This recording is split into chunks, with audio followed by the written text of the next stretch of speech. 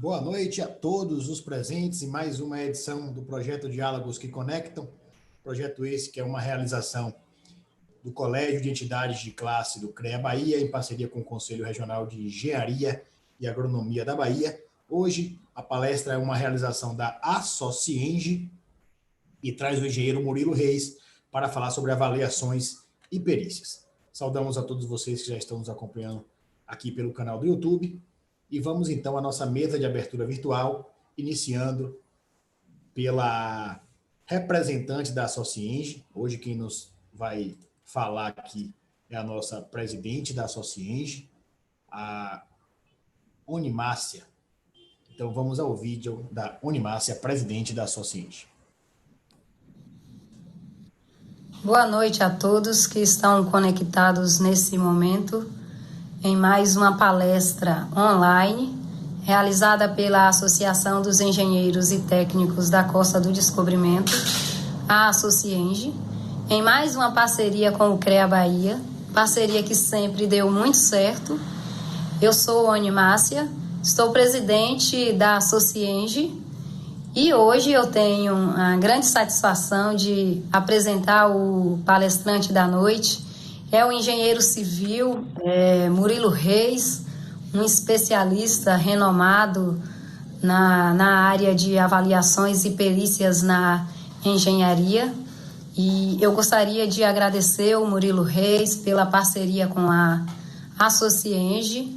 E esses momentos ajudam na atualização do conhecimento técnico e faz parte do propósito da nossa associação realizar ações como essas, que contribuem para o crescimento profissional.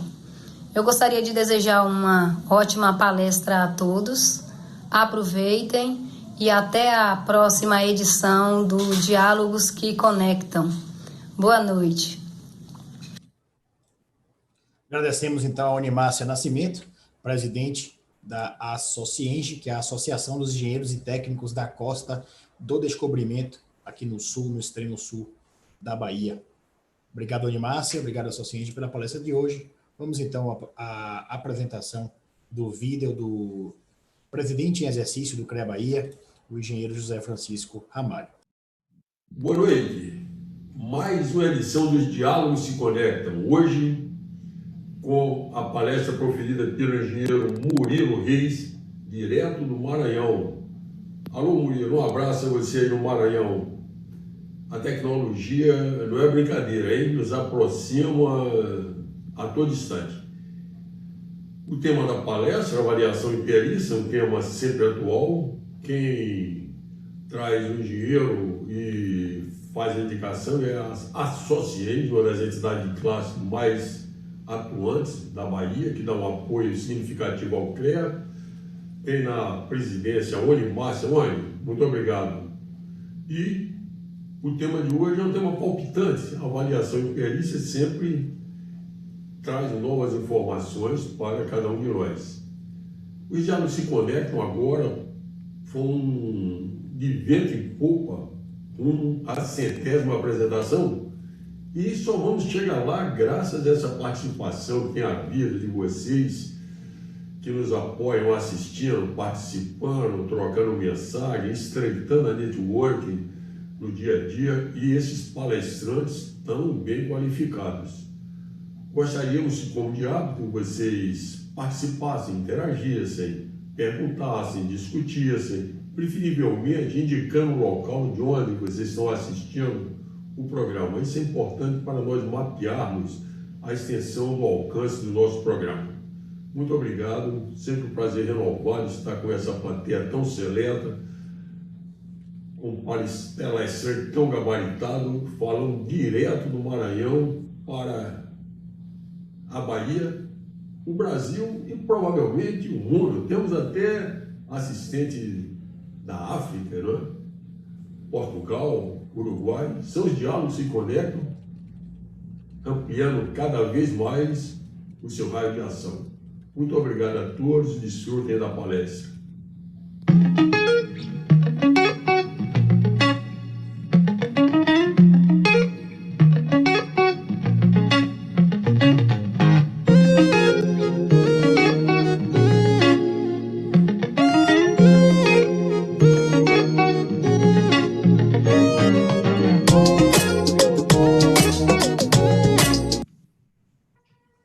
aí, diretamente do Maranhão hoje, com muito prazer que a gente recebe aqui o engenheiro Murilo Reis, além de especialista em engenharia e perícias, também faz um trabalho muito interessante aí nas redes sociais, né, trazendo bastante informação e conteúdo para os profissionais de engenharia. O engenheiro Murilo Reis é engenheiro civil, é também engenheiro de segurança do trabalho, de produção ambiental, com especialização em engenharia de produção ambiental e avaliações de perícias, é mestre em saneamento ambiental, coordenador de pós-graduação na área de engenharia civil do Centro Educacional de Goiânia, vice-presidente do CEN de Maranhão, diretor da FNE e palestrantes em diversos eventos e cursos, um cara bastante atuante aí na área. Então, Murilo, prazer nosso aqui em nome da Sociedade de recebê-lo, tá? Informa o pessoal do chat que podem fazer perguntas e comentários, nós vamos ter um momento de conversa com o Murilo aqui após a apresentação dele. Além disso, também vamos orientar no final em relação à emissão do certificado digital. É contigo, Murilo, muito obrigado. Bem, vamos lá, pessoal. Boa tarde a todos. Para mim, primeiramente, gostaria de agradecer aí a oportunidade, ao convite da Socienge, do CREA Bahia, para que eu possa estar aqui com vocês um pouco falando sobre avaliação de imóveis, tá? Também saudar aí todos os colegas, né, baianos. É uma terra que eu gosto muito, não só pelo carnaval, que eu já fui muitas vezes, quando era mais novo, mas também por já ter ido diversas vezes ministrar eventos aí. Eu tive recentemente em Barreiras, Vitória da Conquista, Porto Seguro, ministrando palestras e cursos, né, em alguns eventos, e para mim é motivo de grande satisfação poder estar novamente presente, embora distante, né? Esperamos que essa pandemia se arrefeça o mais rápido possível para que a gente possa voltar com os eventos presenciais. Pois bem, pessoal, primeiramente, eu queria fazer aqui um breve panorama para vocês conseguirem enxergar o tamanho desse mercado, tá? Eu fui num evento, inclusive, em Salvador, em outubro do ano passado, que foi onde eu colhi essas informações aqui que eu vou passar para vocês. O evento foi o COBREAP, Congresso Brasileiro de Engenharia de Avaliações e Perícias, que foi em Salvador no passado. Tá? E até outubro de 2019, que foi exatamente quando houve esse evento, só a Caixa Econômica tinha contratado 347 mil avaliações para aproximadamente 5 mil empresas credenciadas, né? Esses editais, é muito importante falar que os bancos públicos, né, Caixa, Banco do Brasil, Banco do Nordeste, BNDES, todos eles abrem editais de credenciamento para empresas de engenharia e arquitetura, né? Para que essas empresas prestem serviço para esses bancos em avaliações. Então, somente a Caixa Econômica, que ela domina o mercado, né, 70% do mercado de habitação e financiamento imobiliário é da Caixa, então, portanto, só a Caixa chegou a quase 350 mil avaliações distribuídas em 5 mil empresas, ou seja, até outubro era como se fosse, em média, 74 avaliações por empresa no ano. Claro que esse valor, essa quantitativa aumentou até dezembro, tá? O Banco do Brasil, por exemplo, foram 54 mil avaliações até outubro de 2019, fora outros bancos, né, como eu citei aqui, o Banco do Nordeste, o BNDES, os bancos privados.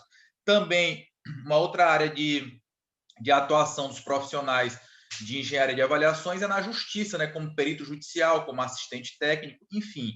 É um mercado muito grande e inexplorado, eu digo, pelos profissionais de engenharia, até porque não se fala nisso, por exemplo, na faculdade, né? Então, as pessoas raramente até sabem que essa é uma área de engenharia, né?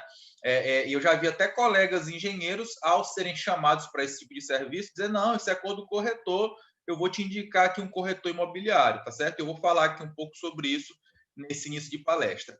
Aí, nas minhas redes sociais, né, a gente tem aí hoje quase 60 mil seguidores no Instagram, por exemplo, e eu faço algumas enquetes, 70% dos profissionais, né, da área de engenharia acham que a área é do corretor realmente, né? Então, ou seja, nós mesmos não sabemos. Então, como é que a gente vai até convencer os contratantes da importância que seja um engenheiro a fazer esse tipo de serviço se a gente não sabe sobre isso? Pois vocês não sabiam, né? Espero que a partir de hoje vocês entendam essa área, o tamanho das oportunidades, né? e para que a gente também ajude a educar as pessoas da necessidade da contratação de profissionais de engenharia para realizar esse serviço, tá? O que seria a engenharia de avaliações? De acordo com a norma, tá? Essa aqui é a norma técnica NBR 14653, parte 1 de 2019, é um conjunto de conhecimentos técnicos científicos especializados aplicado à avaliação de bens por arquitetos ou engenheiros, tá? Então, porque aqui já está falando sucintamente por que essa é uma área de engenharia e arquitetura e não do corretor? Porque os conhecimentos necessários são técnicos, por exemplo, para eu poder avaliar, eu preciso vistoriar.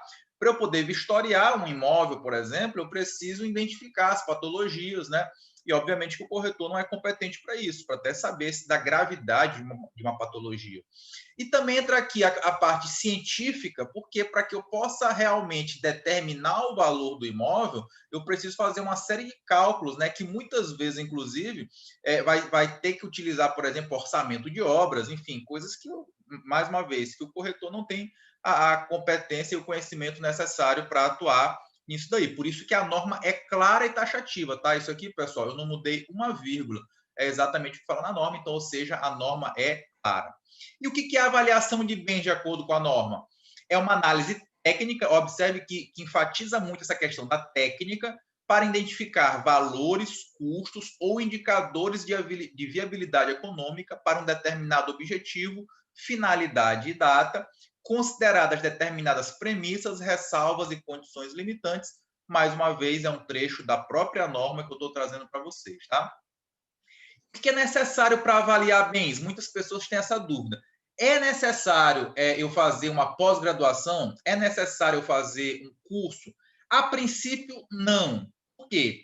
Porque a habilitação profissional do engenheiro, que está lá na Lei 5.194, já diz que eu me formei, tenho o meu CREA, eu já posso fazer o quê? Estudo, projeto, análise, avaliações, vistorias, perícias, pareceres e divulgação técnica. Porém, embora eu possa fazer, eu tenho que saber fazer, né? Não adianta eu simplesmente poder fazer. Eu, por exemplo, Murilo, atuo na área de orçamento e de avaliações. Então, embora eu possa fazer legalmente um projeto estrutural, eu não sei fazer. Então, não adianta nada eu poder fazer se eu não sei fazer. Então, por isso que é necessário que a gente realmente busque o conhecimento, né? Não é uma área da engenharia que, se eu disser assim, olha, vai lá na norma que tu vai aprender a fazer avaliação. Não aprende, porque a norma ela é extremamente complexa, né, na questão das estatísticas, e ela é, ao mesmo tempo, complexa e sucinta. Ela não tem um passo a passo. Ela não te ensina a calcular a estatística, né? Então, ela dá só alguns parâmetros e você vai ter que aprender isso daí. E também não tem livros suficientemente didáticos e detalhados que permitam que eu pegue o livro e comece a fazer a avaliação, tá? Pelo menos não de acordo com o que a norma manda. Tem muito livro no mercado obsoleto e isso é outra preocupação que a gente tem que ter, tá? Então, a gente precisa buscar esse conhecimento para a gente poder atuar nessa área. Aí, claro, cada tipo de profissional dentro do sistema, ele tem as suas áreas de atribuição. Então, independente se eu fizer uma pós-graduação nessa área ou não, eu, enquanto engenheiro civil, posso fazer avaliações desses itens que estão aqui de acordo com a resolução 218 do CONFEA. Ou seja, eu posso avaliar o quê? Edificações, estradas, pistas de rolamento e aeroportos, sistema de transporte, abastecimento de água, de saneamento, portos, rios, canais, diques, drenagem, irrigação, pontes e grandes estruturas. Ponto. Não importa se eu fizer pós-graduação ou não, eu só posso avaliar isso. Ainda que a minha pós-graduação tenha um módulo de avaliação de imóveis rurais, eu não posso fazer. Por quê? Porque a resolução do CONFEA é taxativa. Assim como eu não posso fazer uma avaliação de um equipamento mecânico. Então, cada área da engenharia tem as suas prerrogativas de avaliar e periciar aqueles itens. Por exemplo, o engenheiro mecânico, né? Uma outra grande relação de itens aqui, processo mecânico, máquinas, instalações industriais e mecânicas, equipamentos mecânicos, eletromecânicos, veículos automotores, sistema de produção e transmissão, etc, etc, etc. O engenheiro agrônomo também uma gama muito grande de atuação nessa área, né? Para avaliação de imóveis rurais, construções rurais, plantações, culturas, rebanhos, por exemplo, para avaliar um rebanho, quanto vale aquele rebanho, enfim. Então, é uma série de atribuições dentro da área também de engenharia de avaliações. Observem que, em alguns casos, a gente pode necessitar fazer trabalhos conjuntos, tá? Por exemplo, vamos imaginar que eu precise avaliar uma fábrica de gelo. Eu, enquanto engenheiro civil, posso avaliar o terreno e a parte da construção civil, né? Ou seja, o prédio. Mas para avaliar as máquinas, eu posso precisar de um engenheiro mecânico. Ou, como aconteceu comigo recentemente, avaliar um terreno que está na área industrial, mas embora esteja na área industrial, lá dentro tinha plantações. Então, quem que avalia as plantações? É o agrônomo. Então, eu preciso chamar um agrônomo para fazer a avaliação junto comigo, tá certo? O engenheiro eletricista também tem as suas atribuições. Aqui eu citei esses porque são a maioria dos profissionais do conselho, né? Mas pode sempre ter algum engenheiro aqui químico, de produção. E aí eu sempre falo, olha, se você quer saber o que você pode avaliar e fazer perícia, vai na resolução 218 do CONFEA, que lá diz o que você pode atuar, tá? Isso independente de fazer curso, pós-graduação, não amplia o teu leque, tá? Você vai poder fazer as avaliações e perícias sobre esses itens, tá bom? O engenheiro de produção também, eu coloquei aqui, né, quais são as atribuições dele, enfim. E também tem o arquiteto, né? O arquiteto também tem, dentro da sua atribuição, da sua lei, de fazer vistoria, perícia e avaliação, tá certo? Então, em algumas atividades, há um sombreamento, né, de atribuições. Então, por exemplo, uma avaliação de uma casa ou de um apartamento pode fazer tanto engenheiro civil como arquiteto, ok?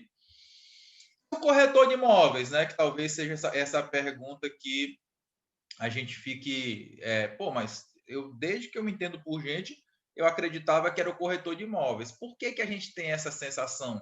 Porque, esse profissional é aquele que todo dia ele está comprando e vendendo imóveis, está transacionando os imóveis. Então, óbvio que ele tem informações muito importantes. Então, eu sempre falo que o corretor de imóveis, a gente tem que tratar eles como parceiros. É claro que se um juiz, erroneamente, isso acontece bastante, tá? Nomeia como perito um corretor de imóveis, eu, como engenheiro civil, vou utilizar toda a argumentação da norma para derrubar, né, o laudo do perito. Por quê? Porque eu já começo de imediato dizendo que ele não é o profissional habilitado para fazer a avaliação de imóveis de acordo com a norma, tá certo? Mas eu tenho que ter parceria com o corretor de imóvel, por quê? Porque para eu poder fazer as avaliações, eu preciso de informações que ele tem, né? Como, por exemplo, valores que imóveis estão à venda ou que foram vendidos recentemente, ok? Daqui a pouco eu vou falar um pouco mais sobre isso.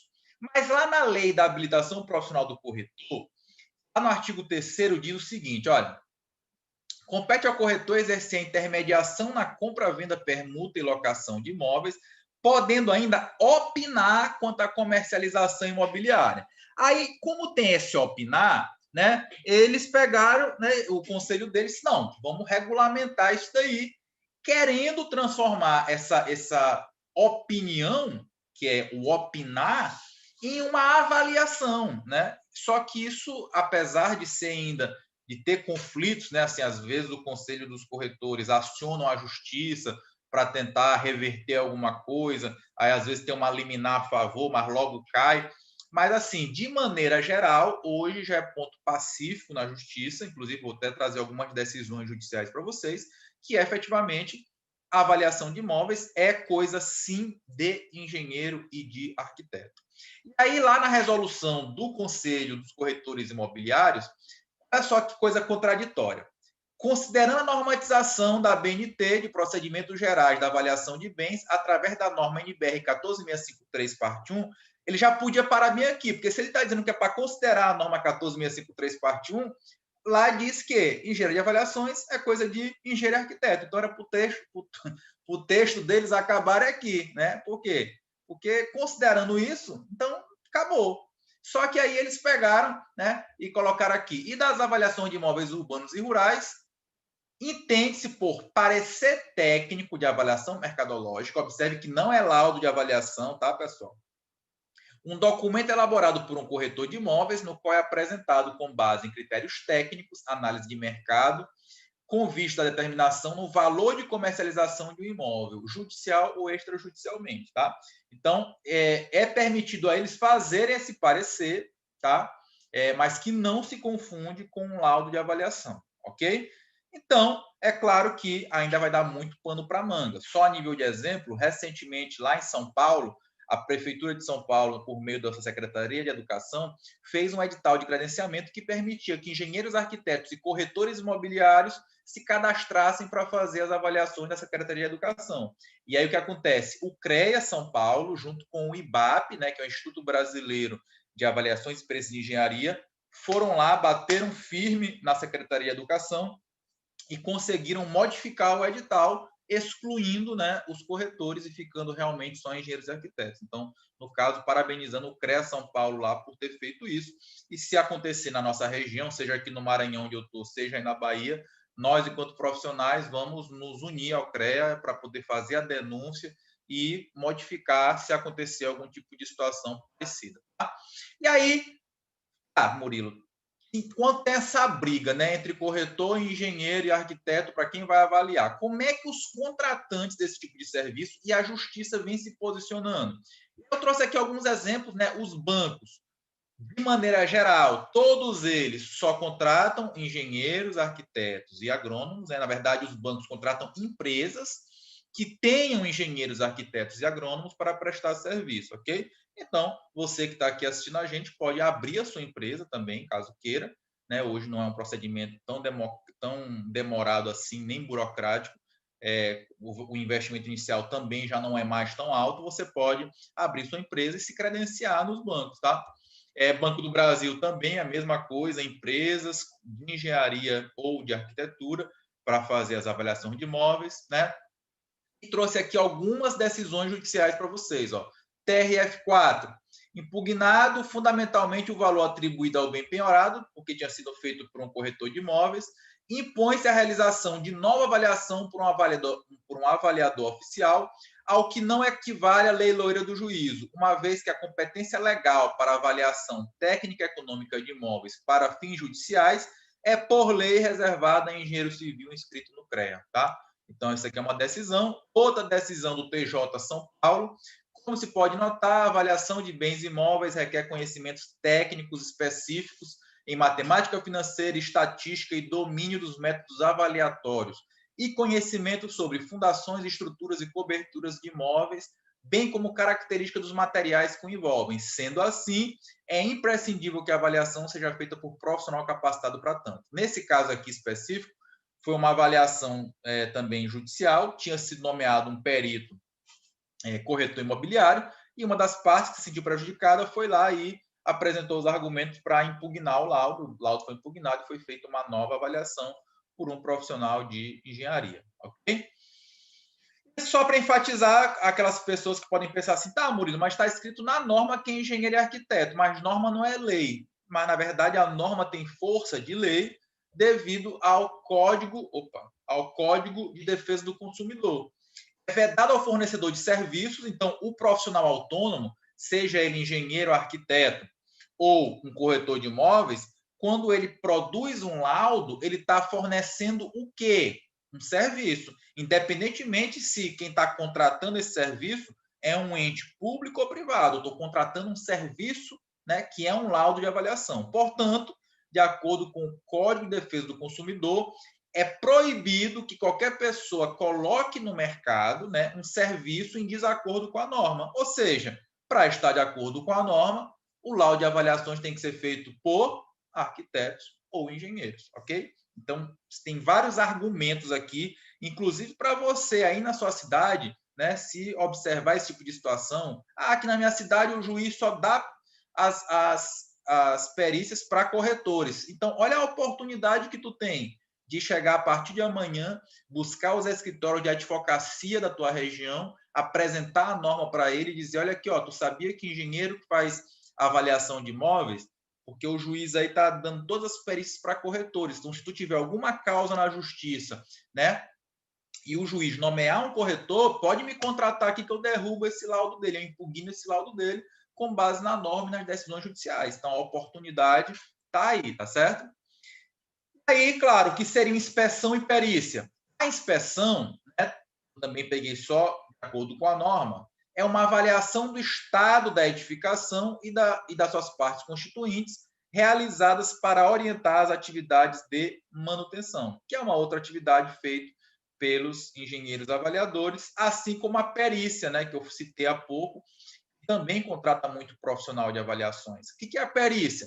É uma atividade técnica realizada por profissionais com qualificação específica para averiguar, esclarecer fatos, deixa eu tirar só essa barrinha daqui porque eu não estou enxergando, e apurar as causas que motivaram determinado evento. E aí, onde é que está dizendo quando é que vai precisar contratar um perito, né, judicial?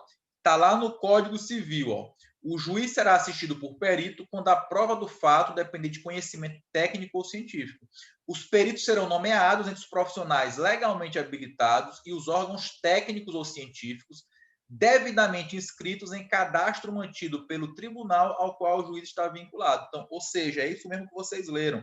Provavelmente aí no TJ Bahia existe um local, né, para credenciar esses profissionais. Agora, muito importante que, além de você se credenciar ou se cadastrar no tribunal, você precisa ser nomeado, porque uma coisa é cadastrar, outra coisa é ser nomeado. Por isso, eu sempre falo com os meus alunos que é muito importante que, ainda que eu me cadastre, eu busque apresentar-me ao juiz. Ah, Murilo, eu nem sabia que isso podia. Pode, você pode chegar na secretaria da vara. Quais são as varas que mais contratam avaliações? Vara de família, né? Separação de casais, vara da fazenda pública, né, para questão de pagamento de imposto, e a vara civil, né, que é onde as pessoas estão discutindo indenizações, etc. e tal. Então, eu posso chegar lá na secretaria da vara e dizer, olha, eu me cadastrei aqui como perito aqui no TJ Bahia. Ah, Murilo, lá no TJ Bahia ainda não tem essa lista. Não tem problema. De todo modo, você pode se apresentar ao juiz sem problema, falando, olha, eu sou engenheiro de avaliações e quero marcar uma audiência com o juiz aqui para apresentar o meu trabalho quando ele precisar de uma perícia que envolva, por exemplo, a avaliação de imóveis. Então, você se apresenta para ele, leva o seu currículo, leva um cartão de visita, bate um papo com ele, mostra a norma para educá-lo, né? Porque às vezes ele não conhece a norma técnica também, né? E aí você tem a oportunidade de atuar como perito judicial. Por exemplo, se vocês depois aqui da nossa palestra forem no Google e digitar AJG, vocês vão ver lá que tem um cadastro da Justiça Federal que pode ser feito pela própria internet. Você cadastra lá como perito na Justiça Federal, tá bom? Para que se contratam profissionais de engenharia e avaliações? Pô, Murilo, tu falou que tem tanta oportunidade aí em banco, na justiça. Quais são as principais atividades? Determinação de valor de venda e locação de imóveis, né? Atualização de ativos patrimoniais. Toda empresa, todo ano, precisa demonstrar quanto está valendo o seu patrimônio, então precisa de avaliações. Avaliação para fim de seguro, hipotecário ou garantia. Determinada empresa quer fazer um seguro dos seus prédios, né? Então, é preciso fazer um laudo de avaliação. Análise de investimento imobiliário. Uma construtora quer lançar um empreendimento imobiliário, né? Saber se vale a pena construir casa de 2 quartos, ou de 3, ou de padrão de acabamento alto, ou baixo, ou normal. Quem faz essa análise de mercado e análise, né, de valores de venda, de custo de construção, para verificar a viabilidade, é o profissional de engenharia de avaliações. Determinar o valor de mercado, analisar viabilidade de empreendimentos, desapropriação e servidão administrativa, quando o poder público quer, por exemplo, passar uma estrada e vai ter que tirar um pedaço do terreno de alguém, tem que se calcular quanto que essa pessoa precisa ser indenizada por aquele terreno que ela perdeu, isso é a desapropriação, ou quando eu preciso passar uma tubulação enterrada dentro do terreno de alguém, né? Ou seja, eu não tirei um pedaço do terreno dele, mas eu estou passando com uma tubulação ali que de alguma forma pode atrapalhar ele de usar o terreno dele da maneira que ele queira. Isso é chamado de servidão administrativa. Então, isso também se calcula para saber qual a indenização que o dono daquele imóvel terá que ter. Indenizações, partilha de bens, né? Aquele caso que eu falei, uma sociedade se dissolvendo, um casal se separando, revisionais e renovatória de valor de locação e lançamentos fiscais, quando o município quer saber quanto vai cobrar de IPTU de cada casa, se faz a chamada planta genérica de valores, que vai utilizar os conhecimentos de engenharia de avaliações, tá? Só a nível de curiosidade, eu acabei de assistir uma palestra, antes logo de entrar aqui no ar, saiu uma lei nova sobre a possibilidade agora de qualquer pessoa ou empresa adquirir imóveis da União que estejam abandonados. Por exemplo, tu passa aí na tua cidade e tem um prédio ou um terreno que seja da União, né, que esteja lá abandonado. Então, você, pessoa ou uma empresa, pode chegar a se manifestar junto à SPU, né, que é a Secretaria de Patrimônio Urbano, não estou lembrado bem o nome. Depois, se alguém até souber o nomezinho, comenta aqui no chat que eu leio. Você pode se manifestar e vai exigir uma avaliação de imóvel. Então, é mais um mercado que está se abrindo. E esses avaliadores precisam ser habilitados junto à SPU, ok? Então, acabou de sair coisa nova. Então, além de BNDES, Banco do Nordeste, Banco do Brasil, que estão com editais abertos hoje, a JG, que eu acabei de falar, que é a Justiça Federal, acabou de sair uma lei e as portarias para credenciar, para habilitar profissionais de engenharia de avaliações também junto à SPU. Então, muitas oportunidades nesse mercado. Oi? Secretaria de Patrimônio da União. Pronto, muito obrigado pela colaboração. É isso aí. E quais são as normas aplicáveis que a gente precisa conhecer, né? São as normas 14653, ela vai da parte 1 até a parte 7, mas óbvio que aqui cada um no seu quadrado, né? A parte 1 todo mundo precisa saber, porque são os procedimentos gerais, e a partir da 2 em diante vai segmentando, né? Dividindo entre os profissionais. Imóveis urbanos é de quem? Do engenheiro civil e do arquiteto. Imóvel rural, dos engenheiros agrônomo e florestal. Empreendimentos, aqui todo mundo pode meter a colher, que é bem genérico, tá? Máquinas, equipamentos, instalações e complexos industriais. Aqui é quem? O engenheiro mecânico de produção e o engenheiro eletricista. Recursos naturais. Aqui vai entrar quem? O geólogo, engenheiro de minas, engenheiro ambiental, etc. E patrimônios históricos também vai envolver aí um pouquinho do engenheiro civil, um pouquinho do arquiteto, ok? E além dessas normas aqui, existe também a norma 12.721, que trata sobre orçamento paramétrico, né? Valor global de custo de edificações. Então, algumas metodologias da norma eu vou precisar conhecer essa outra norma aqui, tá? Então, basicamente, com essas normas aqui, a gente faz todo tipo de avaliação, certo? Então, vamos falar aqui rapidinho sobre uma breve introdução da engenharia de avaliações. Se eu te pedisse para avaliar um carro, né? O que você faria? Primeira coisa, você faria uma inspeção no carro, né? Então, observe que, do mesmo jeito que eu estou falando aqui de um carro, eu posso falar de um imóvel, né? De uma casa. Então, eu vou inspecionar esse imóvel ou esse carro para verificar se ele tá bom, né? Se ele não está com nenhum problema grave, etc. e tal. Depois disso, se fosse um carro, por exemplo, eu ia procurar outros carros iguais àqueles no mercado para comparar o preço e saber mais ou menos quanto é que está sendo vendido no mercado aquele carro, para saber se aquele que eu estou querendo comprar está caro ou está barato, de acordo com esses valores que eu vou encontrando no mercado, tá bom? E é exatamente isso que a norma fala, ó, lá no item 6.6. Para a identificação do valor de mercado, sempre que possível, preferir um método comparativo direto de dados de mercado, que é uma comparação de valores. Mas óbvio que no caso do carro é muito mais simples. Por quê? Porque se eu for pegar, por exemplo, um HB20 2015, eu vou encontrar vários modelos iguais no mercado para eu poder fazer essa comparação. Isso não acontece com uma casa, por exemplo. Por quê? Porque eu não vou encontrar casas exatamente iguais, né? A não ser que fosse um condomínio, mas fora isso, no normal, eu não vou encontrar casas exatamente iguais. Então, as casas elas têm diferenças de padrão de acabamento, de estado de conservação, de número de quartos, de área de terreno, de área de construção, e por isso passa a ser um pouco mais complexo. Mas voltando aqui ao exemplo do carro, né? Se eu estivesse avaliando um carro, observa o seguinte, que existe uma diferença entre valor de mercado e preço. O valor de mercado é o que, de acordo com a norma?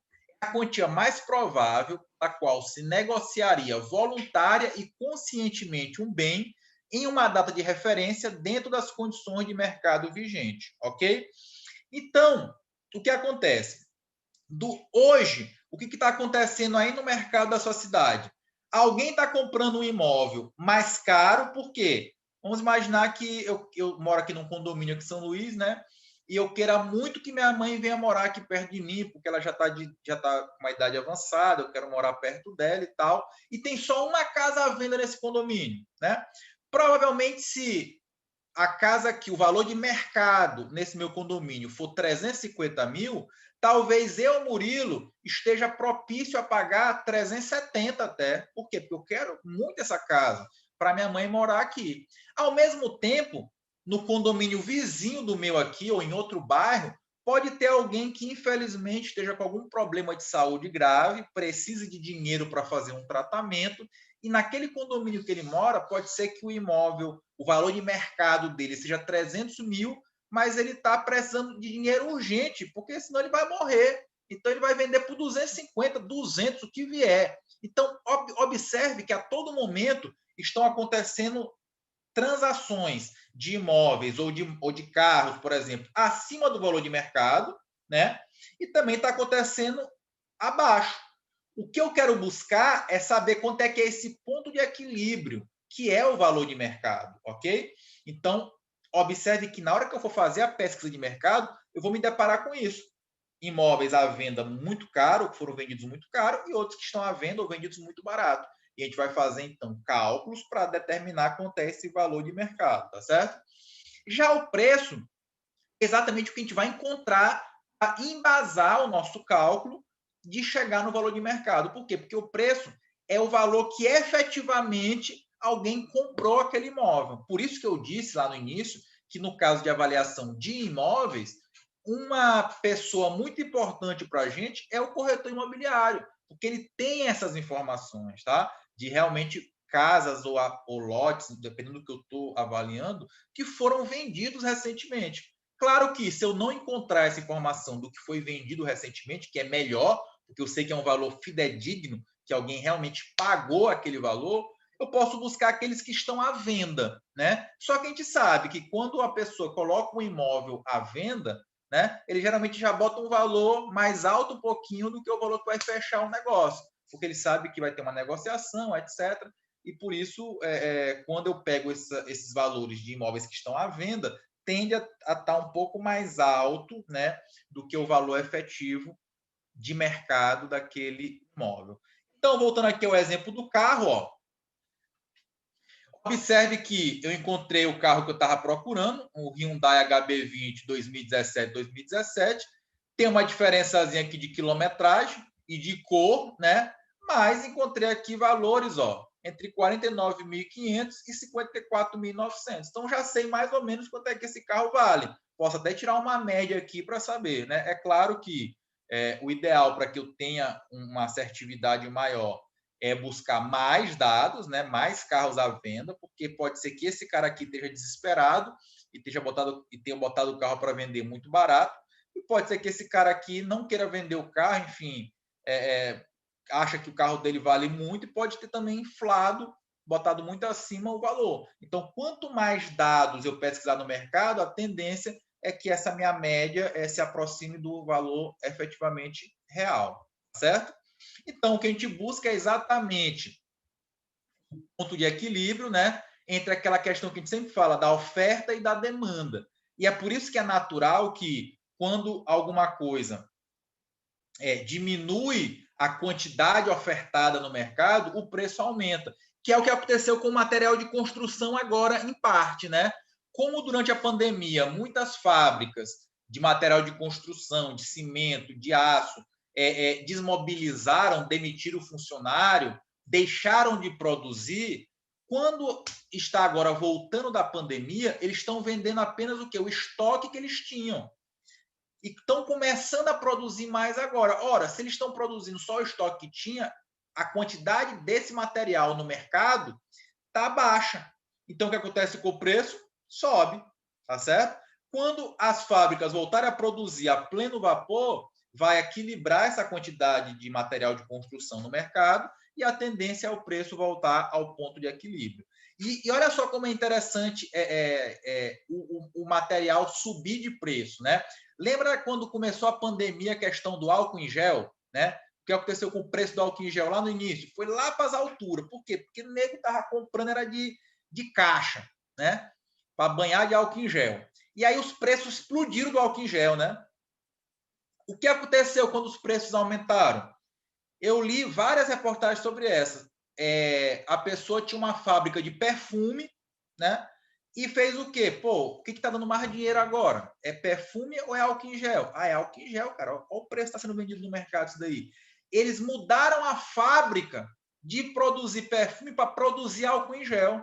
E é o que acontece, quando muita gente resolve, então, produzir aquele mesmo produto, o que acontece com a quantidade desse produto no mercado? Aumenta, né? Cria uma concorrência.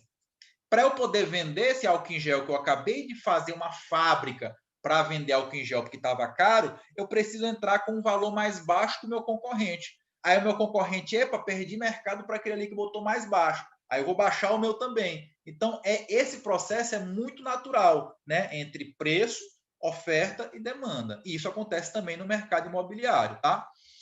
Então, para eu avaliar, o que eu preciso fazer um passo a passo? Primeiro, requerer a documentação, né, do imóvel, ou do veículo, ou do equipamento que eu estou avaliando, conhecer essa documentação, vistoriar o bem avaliando, coletar dados no mercado para fazer essa estatística, né, comparativa, fazer um diagnóstico do mercado para saber se está aquecido, se não está aquecido, escolher a metodologia de acordo com a norma, fazer o cálculo, né, estatístico para chegar nesse valor e, por fim, fazer o resultado da avaliação. Essas atividades básicas estão descritas na norma 14653, parte 1. Tá?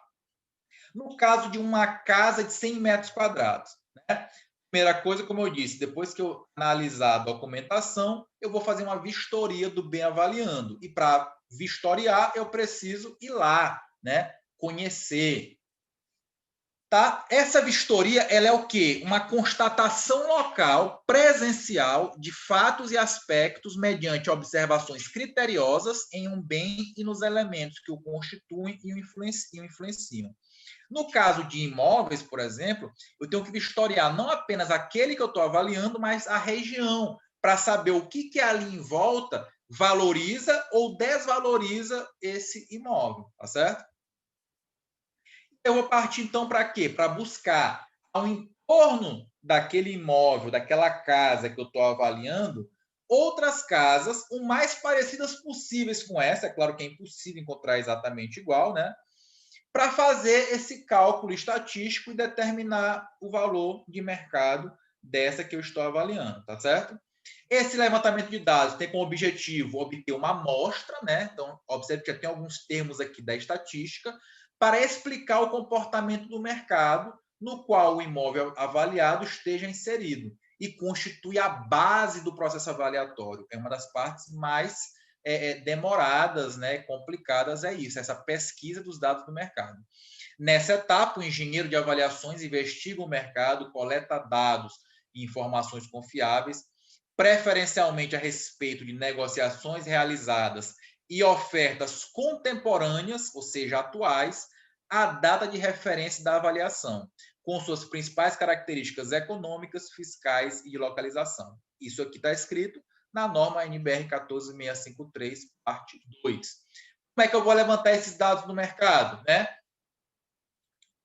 Tanto olhando placa de venda, anotando o número para depois ligar, sites como OLX, por exemplo, né? Classificados, né? Que hoje quase já não tem mais classificados de jornal, informações de prefeitura, se houver, de banco, se houver, de cartório, se houver, e constitui na parte mais importante do processo avaliatório. O que pode atrapalhar essa comparação? Por isso que no caso de uma casa é diferente de um carro, porque elas podem estar em bairros diferentes, terem áreas construtivas diferentes, padrão de acabamento diferente, estado de manutenção diferente, presença de algum polo influenciante, por exemplo, algo que esteja valorizando muito aquele imóvel, porque, por exemplo, ele está próximo do shopping ou próximo da avenida. A infraestrutura, se a rua tem pavimentação, se tem energia elétrica, se tem água, se tem esgoto, número de quartos, número de banheiros, etc. Então, eu preciso avaliar o que na minha opinião, enquanto engenheiro de avaliações, está fazendo com que aquele imóvel que eu acabei de vistoriar esteja mais valorizado ou menos valorizado, tá? Para poder o quê? Buscar no mercado, nesses dados que eu vou buscar, o mais próximo possível e que tenha essas características o mais próximo possível daquela que eu estou avaliando, tá bom? E aí eu peguei aqui no caso da casa, é como se eu encontrasse em volta daquela casa 7 imóveis, ó, cada um com um valor diferente e as áreas não eram exatamente iguais. Isso é muito normal. Então, a pergunta é possível fazer a comparação? Sim. A primeira coisa que eu vou fazer aí é o quê? Dividir o valor do imóvel pela área para poder comparar tudo por metro quadrado, ok? Na hora que eu faço isso aqui, o que acontece? Eu começo a observar algumas coisas, né? Pô, tem uma coisa errada aqui, né? Como é que esse imóvel aqui está 11 mil reais o metro quadrado e tem outro que está só R$ 1.000 o metro quadrado? Pô, será que tem alguma coisa errada aqui? Então, a primeira coisa que o engenheiro de avaliações tem que fazer é procurar tentar entender se existe algum motivo que faça com que esse imóvel aqui esteja muito valorizado, tá certo?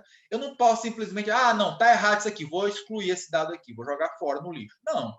A primeira coisa que eu vou fazer é tentar entender o mercado. Por exemplo, vamos imaginar que eu recebi o seguinte, olha, esse que está aqui 11 mil reais o metro quadrado é porque ele fica bem na beira da praia, lá em Porto Seguro, né? Já esse aqui, ó, já está bem distante, né? Então, pô, pode ser que tenha um sentido. Ou seja, quanto mais próximo da praia, mais valorizado. Quanto mais longe da praia, menos valorizado. Faz sentido? Faz. Então, o que eu vou fazer agora? Eu vou jogar essas informações num gráfico, ó, onde aqui eu tenho a distância para a praia e aqui eu tenho o valor do imóvel. Olha o que aconteceu. Quem está na beira da praia, o valor é lá em cima, e de acordo com o que vai diminuindo, ó, ou vai aumentando a distância, vai diminuindo o valor, certo? O que é a avaliação de imóveis?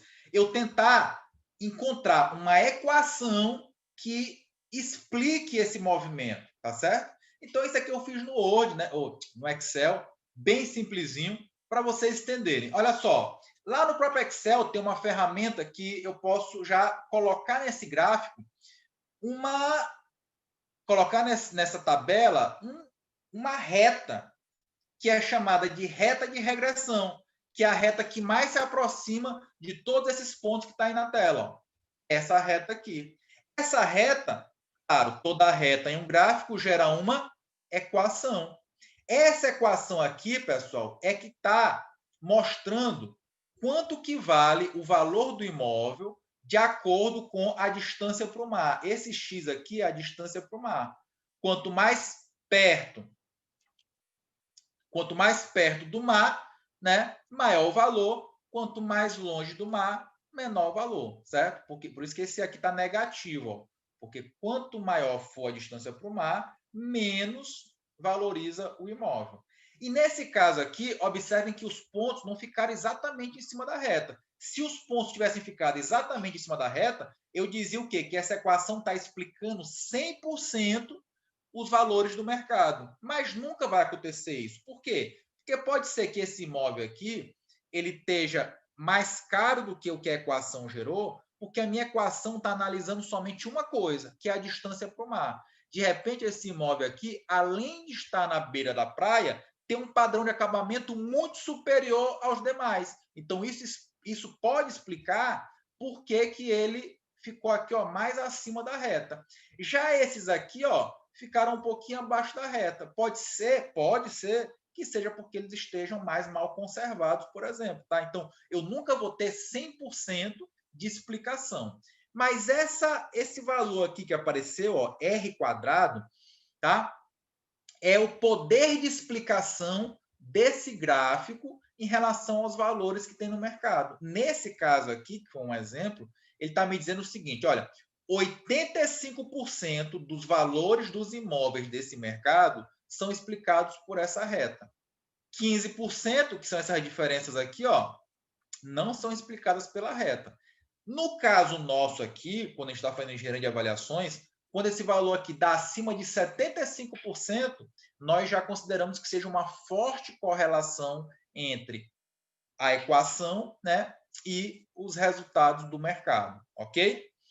Claro que eu poderia pesquisar desses imóveis outras características além da distância para o mar, né? Como, por exemplo, o padrão de acabamento, né? O estado de conservação. E aí essa minha equação aqui ela ia ficar maior. Por quê? Porque ela ia ter um x, que é a distância para o mar, ia ter um outro x, só que um x diferente, né? Um x, duas linhas, que seria, por exemplo, o padrão de acabamento, um outro X, que é o X 3 linhas, que é o estado de conservação, tá certo? E é isso que a gente vai fazer, e é isso que é chamado de inferência estatística por regressão linear. Nesse caso aqui, como a gente está usando somente uma variável, um X, é uma regressão linear simples. Se eu estivesse utilizando outras características para comparar, seria uma regressão linear múltipla, tá?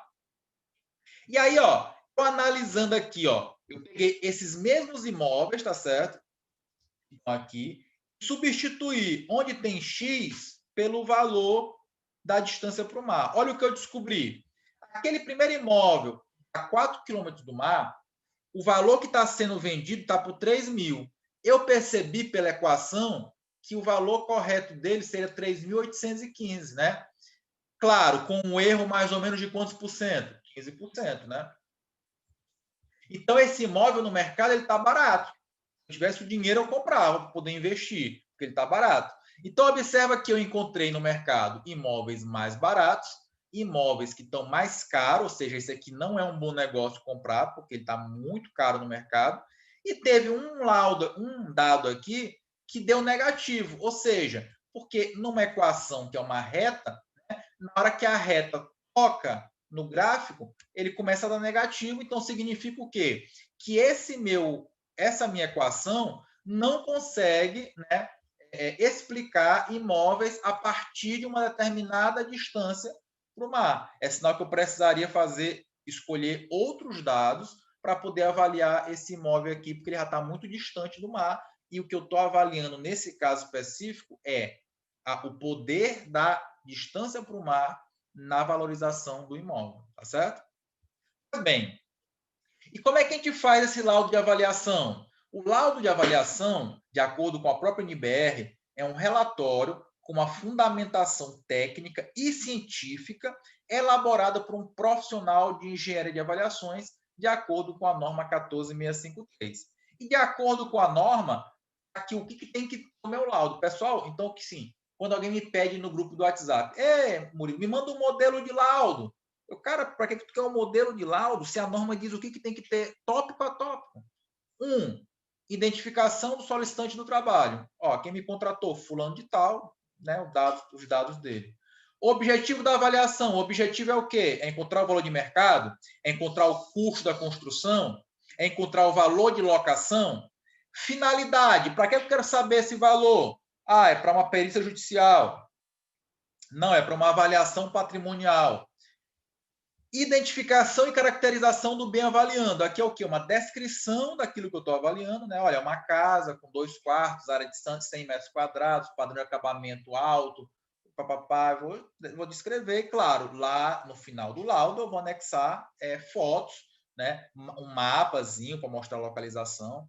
A documentação que eu utilizei para avaliação, se eu tinha, por exemplo, o documento do imóvel em mão, se eu tinha uma planta, isso também eu posso colocar em anexo do meu laudo. Pressupostos e condições limitantes da avaliação, aqui eu vou explicar o que eu levei em consideração, tá certo? No meu laudo, olha, eu levei em consideração, porque observando no mercado, que a distância para o mar era um fator muito importante, por isso eu utilizei essa variável, né, essa informação, para calcular os valores de avaliação calcular os valores de avaliação do imóvel que eu estou avaliando, ok? Então, isso é um pressuposto que eu, enquanto engenheiro de avaliações, utilizei.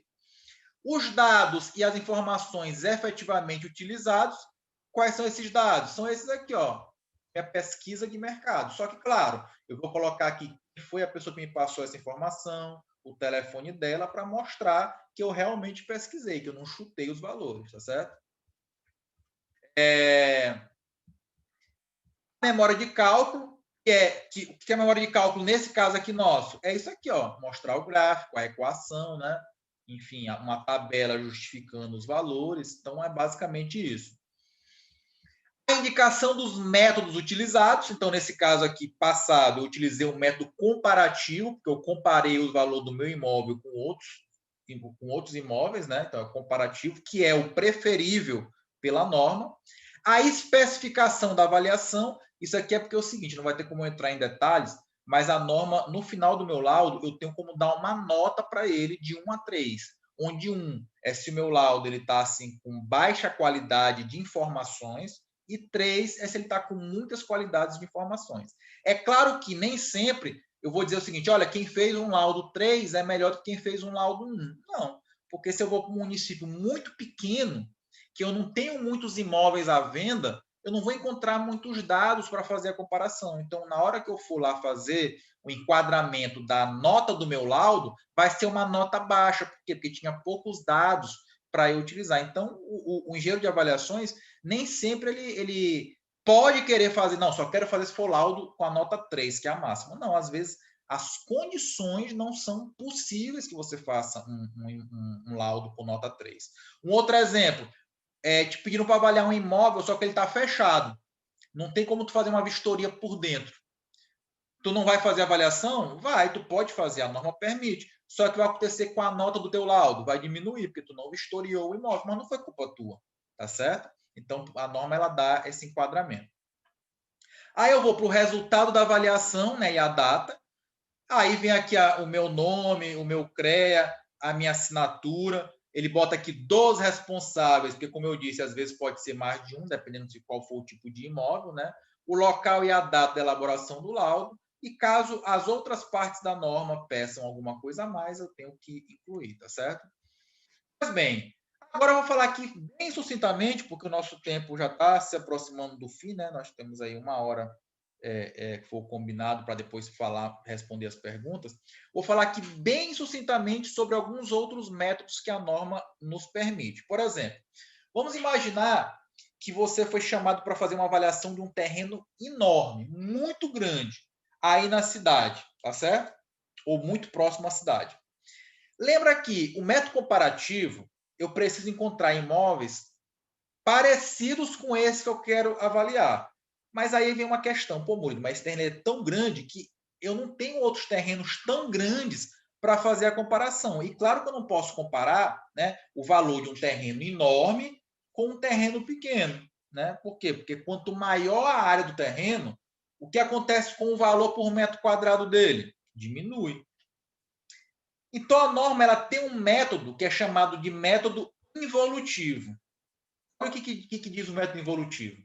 Identifica o valor do mercado de um bem alicerçado no seu aproveitamento eficiente, baseado em um modelo de estudo de viabilidade técnica econômica. Atenção para esse trecho. Mediante um hipotético empreendimento compatível com as características do bem e com as condições de mercado no qual está inserido, considerando-se cenários viáveis para a execução e comercialização do produto. Voltando para o exemplo do terreno enorme, a gente vai falar assim, pô, Murilo, ó, terreno desse tamanho aqui na minha cidade não tem para poder fazer o comparativo. Mas aqui tem muito terreno de 200 metros quadrados. Ah, cara, tem muito terreno aí. Então vamos fazer o seguinte, vamos ver quanto é que custa, qual o valor de mercado de um imóvel, de um lote de 200 metros quadrados. E aí o que eu vou fazer com esse meu terreno imenso? Vou simular o quê? Um hipotético empreendimento. Nesse caso, qual seria o hipotético empreendimento? Um loteamento. Okay? Por quê? Porque se eu lotear esse meu terreno, eu vou ter, sei lá, 200 lotes de 200 metros quadrados.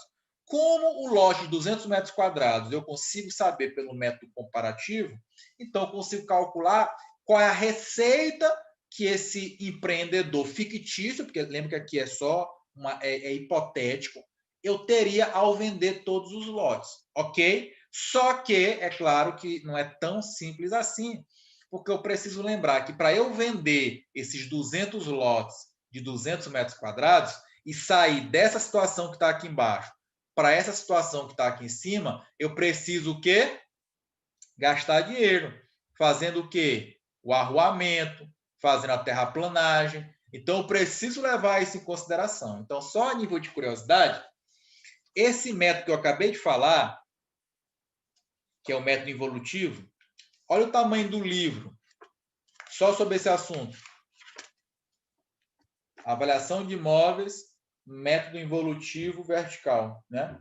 Então, é claro que não é tão simples assim, mas também não é algo do outro mundo, tá? É bastante comum a gente utilizar esse método involutivo. Nesse caso aí, como nesse exemplo, um terreno muito grande, eu simular um loteamento fictício, né? Eu não vou precisar fazer o projeto do loteamento, não, porque ele é fictício. Mas eu tenho que saber mais ou menos quantos lotes vão dar, qual o custo aproximado de fazer toda essa parte da infraestrutura. Isso tudo, nós temos tabelas que ajudam a gente a chegar em valores aproximados, enfim. Então, esse é o método involutivo. Outro tipo de metodologia que a norma permite é quando o imóvel, ele também, eu não consegui encontrar outros iguais ou parecidos com ele no mercado, porque ele é um imóvel atípico, tá? Exemplo de imóvel atípico. Vamos imaginar que tu seja chamado para avaliar o prédio da prefeitura, né? Pô, eu vou encontrar outros prédios parecidos com o prédio da prefeitura para poder fazer uma comparação? Dificilmente, né? Então, ou uma escola, por exemplo, para poder. A pessoa quer saber o valor de mercado de uma escola. Tem outras escolas à venda para eu saber? Não tem, né? Dificilmente vai ter no mercado várias escolas à venda. Então, nesse caso, a norma permite um método chamado de método evolutivo. O que é o método evolutivo? Ele identifica o valor do bem pelo somatório dos valores dos seus componentes. Ou seja, como está essa figura aqui, eu vou avaliar o terreno como se não tivesse nada em cima dele, como se estivesse limpo. E aí, eu vou fazer, então, essa avaliação do terreno como, pessoal? Pelo método comparativo. Por quê? Porque eu vou encontrar outros terrenos à venda na região. Então, dá para eu fazer aquele método comparativo, igual eu mostrei anteriormente ali, né? Aquele gráfico, aquela equação, etc. e tal. E chego no valor do terreno. E aí, eu vou somar o quê? O custo da construção. Então, por isso que quem trabalha com avaliação de imóveis precisa entender um pouquinho de orçamento de obras também, para determinar esse custo de construção. E lembrando que também não é tão simples assim, porque é importante lembrar que esse prédio da prefeitura pode estar já assim usado, né? Não é um prédio novo. Quando eu faço um orçamento, estou considerando o preço para construir um prédio novo. Mas um prédio que já tem 10, 15, 20 anos de uso, já perdeu um pouco do seu valor devido, né, ao desgaste, à manutenção que pode não estar inadequada. Então, isso também a gente leva em consideração nesse método evolutivo, tá claro, não vou ter tempo de detalhar aqui sobre ele, sobre a questão de como se calcula o custo da construção, o custo do desgaste do prédio, mas eu tenho que levar isso em consideração pelo método evolutivo. E a outra questão é quando você for chamado para fazer uma avaliação de algo que renda dinheiro. Por exemplo, vamos imaginar o seguinte, né? Já que nós estamos falando aí da região sul da Bahia, né? Região perto de Porto Seguro aí, de Arraial da Ajuda. Vamos imaginar que aí tenha uma casa de shows, né? Que lote muito. Deixa eu me lembrar o nome de uma aqui dessa região aí. Acho que é Axé Moá, né? Axé Moi, não sei. Depois me corrija se eu estiver errado. Então tem uma casa de shows, é muito famosa. Vamos imaginar. Isso, lá em Porto Seguro. Isso. Vamos imaginar que eu, Murilo, tivesse um terreno ao lado desse Axé Moá, né? E que, quando tem festa lá, eu fazia de estacionamento, né? O meu terreno. Então, pô, eu tinha uma renda ali, porque todo dia tinha festa no Axé Moá e eu ganhava dinheiro com aquele estacionamento. Será que se alguém quiser comprar esse meu terreno, eu vou querer vender ele pelo valor de mercado comparativo com outros terrenos? Não, porque aquele meu terreno, na verdade, ele não é só um terreno. Ele está me gerando grana, né? É igual eu não vou avaliar um shopping pelo custo do terreno mais a construção. Por quê? Porque o shopping gera grana. Eu não vou avaliar um hotel também somente pelo custo do terreno mais o custo da construção, porque o hotel gera grana. Então, para esse tipo de empreendimento que gera grana, que gera dinheiro, eu tenho que levar em consideração isso, né? O resultado que esse imóvel vai me dar ao longo do tempo devido a ele gerar grana, tá certo? E por isso a norma fala sobre o método da renda. Identifica o valor do bem com base na capitalização presente da sua renda líquida prevista, considerando cenários viáveis. Aqui, pessoal, já vai requerer já que o engenheiro que atue nessa área, ele saiba muito sobre a avaliação de negócios, sobre economia, sobre mercado, né? Então, aqui já precisa um estudo mais aprofundado, tá? Mas só a nível de exemplo, né? Eu tive um professor meu na minha pós, professor Radegast, tem até livros escritos e tal, que ele, né, virou uma referência. Na verdade, a engenharia de avaliações brasileira, né, é uma referência a nível mundial, ou seja, quando quer saber quem são os maiores especialistas no mundo, estão no Brasil. O pessoal de outros países vem copiar nossa norma, entendeu? Vem chamar nossos profissionais para fazer palestra fora, porque nós somos referências mundiais. E esse professor, o professor Radegais, ele desenvolveu uma metodologia, né, utilizando o método da renda para avaliar hotéis. E ficou, assim, famoso, né, nesse mercado de avaliar hotéis. Então, olha só, assim, eu digo que é a profissão dos meus sonhos, né, quando eu me aposentar. Hoje, essas redes de hotéis tipo Ibis, né? O Ibis quer comprar um hotel em Paris, para poder ter um hotelzinho lá, a Ibis chega lá e compra aquele hotel para poder montar um Ibis naquele local. Então, chega lá para o professor Radegais, Radegais, tem um hotel para ser avaliado lá em Paris.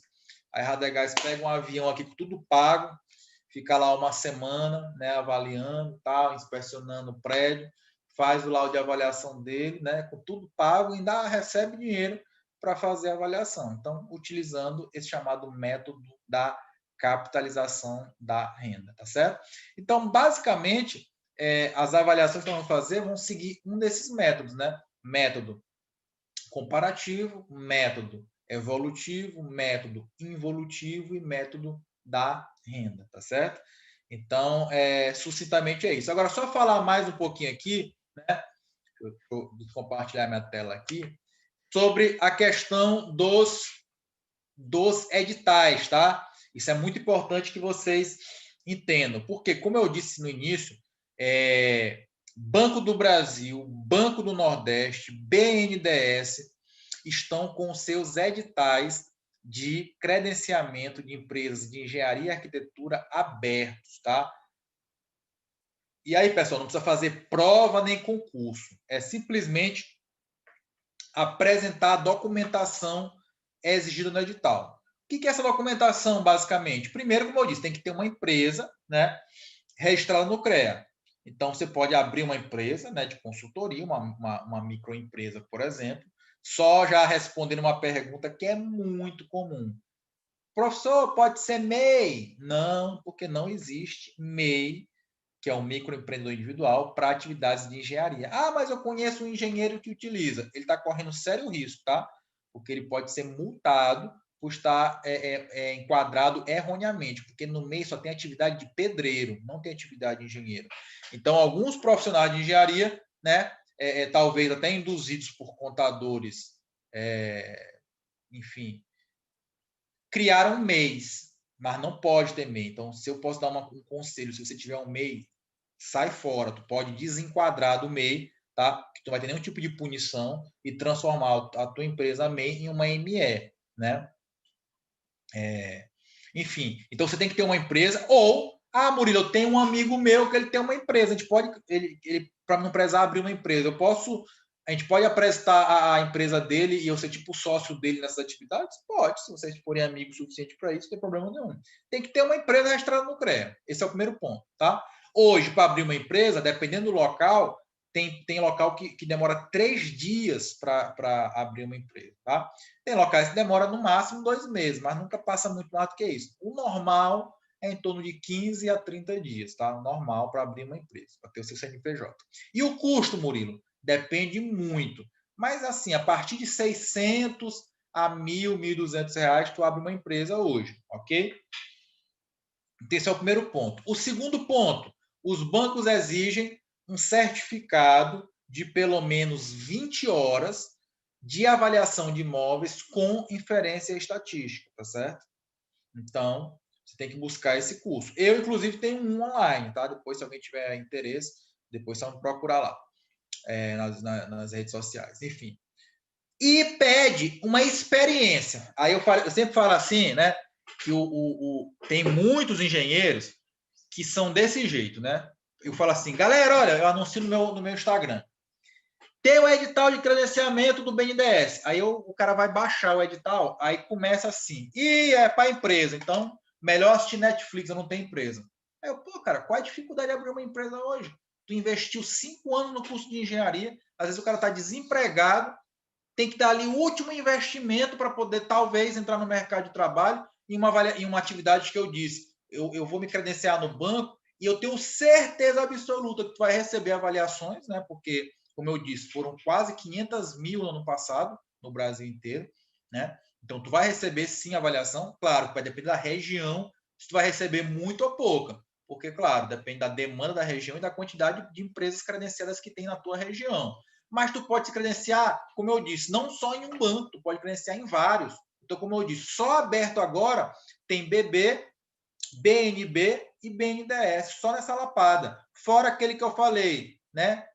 Como perito judicial, lá no AJG, que é para a Justiça Federal, que eu faço pela própria internet. Então, enfim, aumentei o meu leque de possíveis clientes, né? Então, o profissional de engenharia, ele olha assim, precisa de empresa. Ah, não é para mim. Pô, por que não é para ti? Qual a dificuldade de abrir uma empresa? Ou procurar um amigo que tem uma empresa para entrar nessa junto contigo. Essa é a primeira coisa. A segunda é o certificado. Ah, eu não tenho um curso. Pô, cara, procura, tenho certeza que na tua região aí tem alguém oferecendo curso, tá? E hoje tem muitos online. Aí a terceira coisa que ele olha lá, mas precisa de experiência. Ah, então não é para mim que eu não tenho experiência. Aí eu falo assim pro cara, lê o edital. A experiência é apresentar 2 laudos. Lá não diz que esses 2 laudos têm que ser feitos há 10 anos atrás. É apresentar 2 laudos. Pô, se eu fiz um curso sem fazer avaliação, eu faço 2 laudos em uma semana, cara. Então, ou seja, no pior das hipóteses, em 30, 40 dias, eu estou com toda a documentação exigida para me credenciar. Claro, vou ter que, se eu não tiver empresa, abrir uma empresa. Se eu não tiver o curso, fazer um curso. Então, tu vai gastar aí R$2.000? Vai. Mas, pô, o que será que é melhor? Já gastei, às vezes tem gente que pagou a faculdade particular, pagou R$1.000 de mensalidade por 5 anos e às vezes a pessoa está desempregada. E falta agora os últimos R$2.000, que pode ser uma grande possibilidade de virada na vida dele. Agora tem gente que não, eu não vou porque eu tenho medo de fazer esse investimento e não ter o retorno. Ah, meu amigo, mas aí a vida é assim, quem não planta, não colhe, né? Então, essa é uma oportunidade que está aí, né, no mercado aí, com todos esses editais abertos, e como eu disse, sem falar nesse que acabou de sair também da questão da SPU. Então, mais uma oportunidade. Depois, eu sempre falo isso, que eu falei isso tudo para vocês, não me venham reclamar de crise, porque a oportunidade nesse mercado tem muita. Tá certo? Bem, pessoal, então agora eu estou à disposição de vocês para perguntas. Maravilha, Murilo, obrigado aí pela apresentação, cara, muito bacana.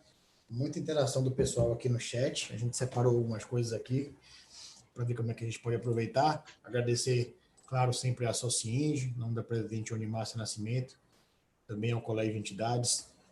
São muitas entidades que têm participado aqui desse projeto Diálogos que Conectam, em nome do coordenador Adriano Seguro, e ao CREA Bahia, em nome do nosso vice-presidente que está em exercício, o presidente José Francisco Ramalho.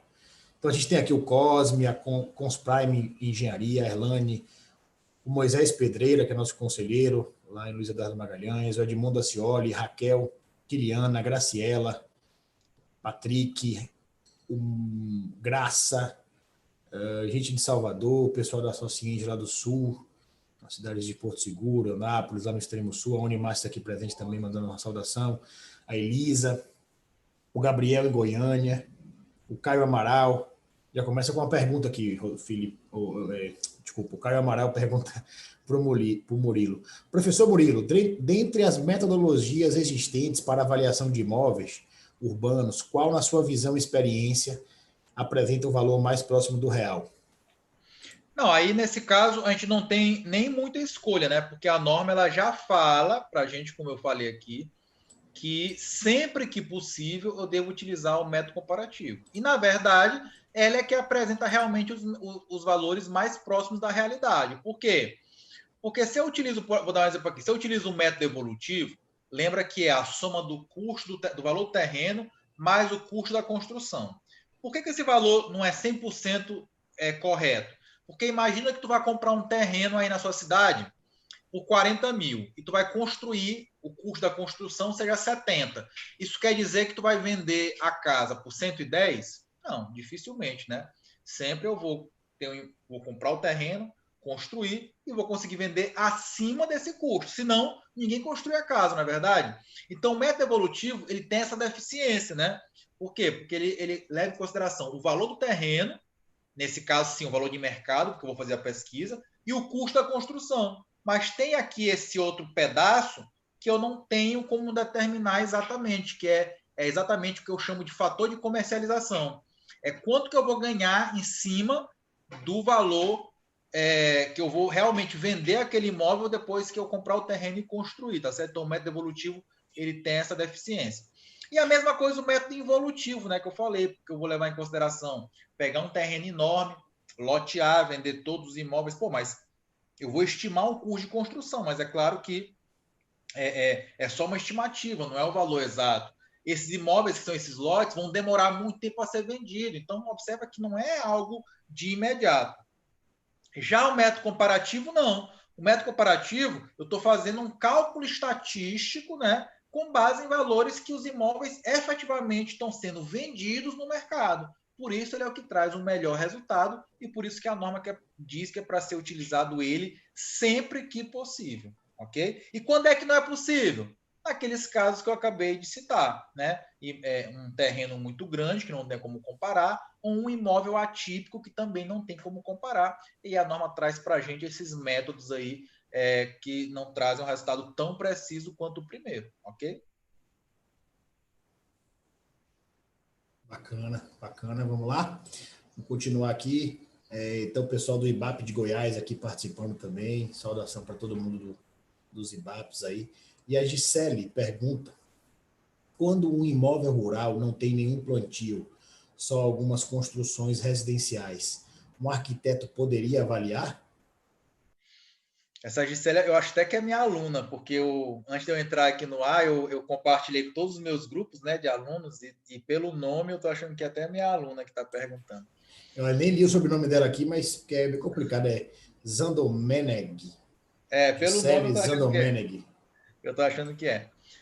Essa pergunta é muito boa, tá, pessoal? Sobre a questão, né, até onde vai, até onde o profissional de engenharia civil ou o arquiteto pode avaliar um terreno e a partir de quando passa a ser do profissional de agronomia, né, o engenheiro agrônomo.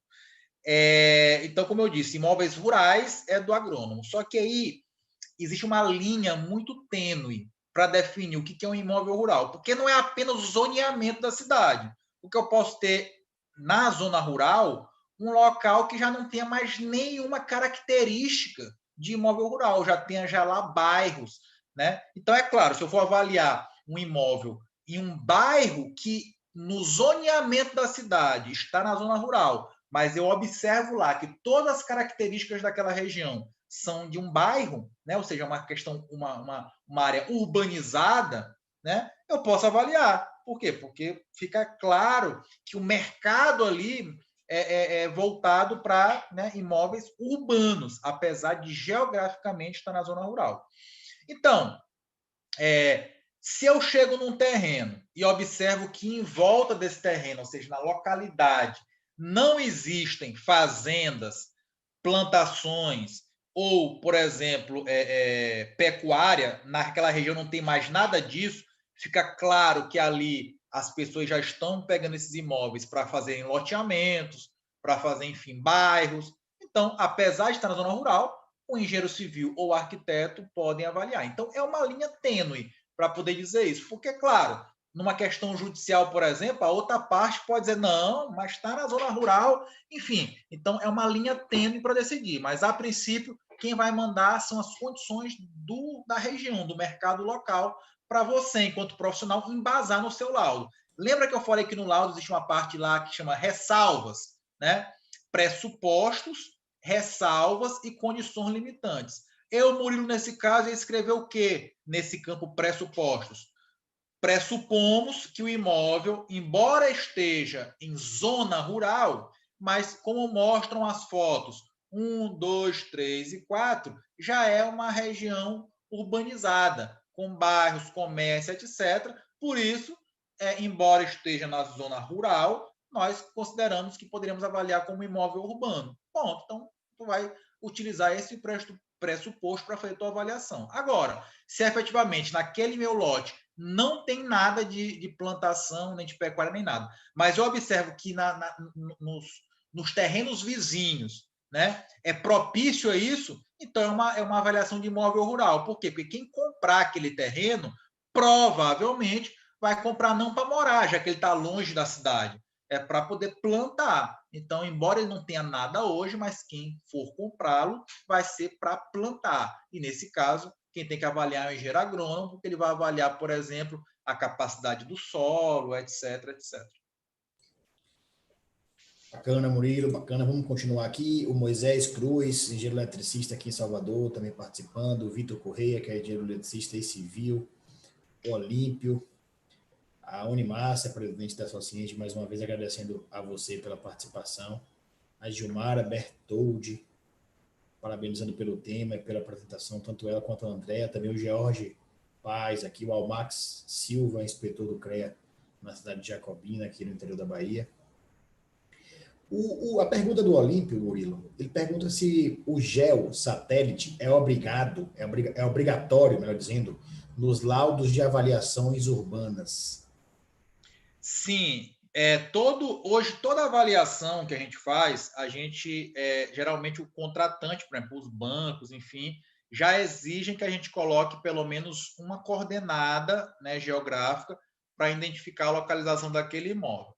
Nos imóveis rurais, essa exigência é até legal, e nesse caso, por exemplo, do imóvel urbano, muitas vezes eu pego esse ponto de GPS, essa coordenada, com um instrumento mais simples. Até com o meu celular eu consigo pegar um ponto, claro, não é uma precisão milimétrica, um GPS de celular. Agora, no caso do imóvel rural, sim, muitas vezes eu preciso fazer o georreferenciamento até para constar essas informações na documentação do imóvel em cartório. Isso já é uma exigência legal. E aí, nesse caso, eu preciso contratar uma empresa ou equipamentos para fazer o chamado georreferenciamento. E aí são equipamentos, claro, não posso fazer isso com um GPS celular, eu preciso de equipamentos mais precisos, né, para fazer esse levantamento das coordenadas reais dos pontos delimitantes desse terreno, ok?